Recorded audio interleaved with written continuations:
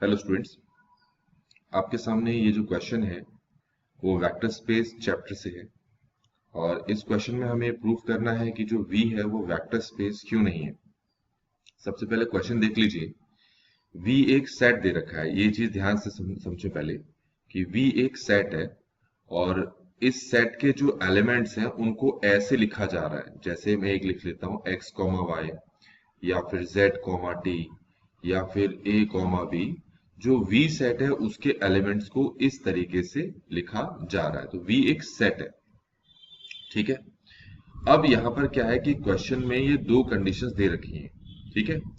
एक एडिशन जो ऑपरेशन है उस पर दे रखी है ये वाली, और दूसरा ये दे रखा है आपको स्केलर मल्टीप्लिकेशन पे।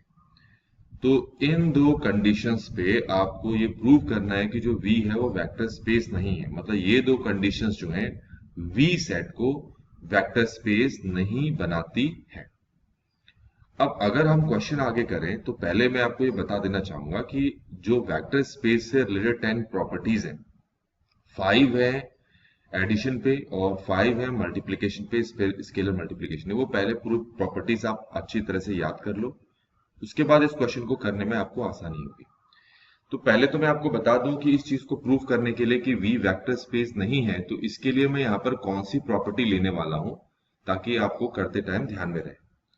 हमारे पास एक प्रॉपर्टी है कि अगर अल्फा और बीटा जो है स्केलर हैं और ये फील्ड को बिलोंग करते हैं, एफ फील्ड को बिलोंग करते हैं, और अल्फा बीटा तो इसको बिलोंग करते हैं, और यू जो है जो कि हम मान लेते हैं कि ये एक्स वाई के इक्वल है, ये बिलोंग करता है वी वेक्टर, ये जो सेट है वी इसको बिलोंग करता है। ठीक हो गया? इतना क्लियर हो गया होगा आपको। तो अगर ये सारी चीजें हैं तो हमें पता है कि अगर V वेक्टर स्पेस है तो उस केस में alpha plus beta u equal होगा alpha u plus beta u. तो ये दोनों एक दूसरे के इक्वल होने चाहिए, तभी जो V है वो वेक्टर स्पेस प्रूफ हो पाएगा। ठीक हो गया? तो आपको करना कुछ नहीं है, जो मैंने ये प्रॉपर्टी लिखी है इसमें दोनों तरफ आप u की वैल्यूज को पुट करते जाएं। अल्फा प्लस बीटा, यहां पर u की जगह मैं क्या लिखूंगा, x y। ये है अल्फा x y, दोनों को साथ साथ में सॉल्व करता जा रहा हूं। तो अभी मैंने सिर्फ वेक्टर स्पेस की जो प्रॉपर्टी होती है, मतलब ये चीज जब ट्रू होगी, alpha plus beta u equal to alpha u plus beta u किसी सेट V के लिए, तो ही हम मानेंगे जो V है वो वेक्टर स्पेस है। तो अभी तक के लिए तो मैंने यहां तक सॉल्व कर लिया है।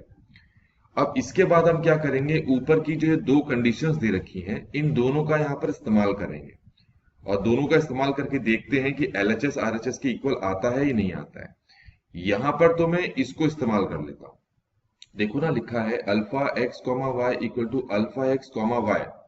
तो इसको मैं कैसे लिख सकता हूं, इसको मैं लिख सकता हूं alpha plus beta x comma y. इतना ही तो लिख सकता हूं।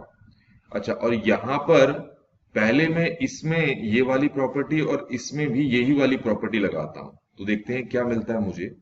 मुझे मिलेगा ये अल्फा एक्स कॉमा वाई, और यहां मिलेगा मुझे बीटा एक्स कॉमा वाई। ये क्लियर हो गया? अच्छा, इसको तो कुछ नहीं करना है, ये तो अब सॉल्व हो चुका है, इसको यहीं पर हम ऐसे ही उतार देते हैं, उतार दिया हमने। अब यहां पर देखें, ये दो चीजों पर हमें एडिशन वाली प्रॉपर्टी लगानी, जो यहां पर दे रखी है। कैसे ऐड किया है जरा ध्यान से देखें। x को z के साथ ऐड किया है तो x प्लस जेड, y को t के साथ ऐड किया है तो y प्लस टी। तो इसको ध्यान में रखें, और इसी तरीके से आप नीचे भी क्या करें, ऐड करें। तो ये देखिए जरा, इसको इसके साथ ऐड करेंगे तो ये क्या आ रहा है, alpha x plus beta x, और y को y के साथ ऐड करेंगे तो कितना आ रहा है, ये 2y। तो यहां पर तो हमारे पास है alpha plus beta x comma y, यहां पर हमारे पास है alpha plus beta x comma 2y। अब आप देखें क्या ये दोनों इक्वल हैं? साफ पता चल रहा है, यहाँ 2y है और यहाँ पर y है, और ये इक्वल नहीं है। Under addition and scalar multiplication, इन दो प्रॉपर्टी के बेसिस पर हमें पता चल गया कि जो V है वो वेक्टर स्पेस नहीं है। तो आपने ये सोल्यूशन देख लिया होगा और ये सोल्यूशन आपको तभी आएगा जब आप इसकी बार बार प्रैक्टिस करेंगे।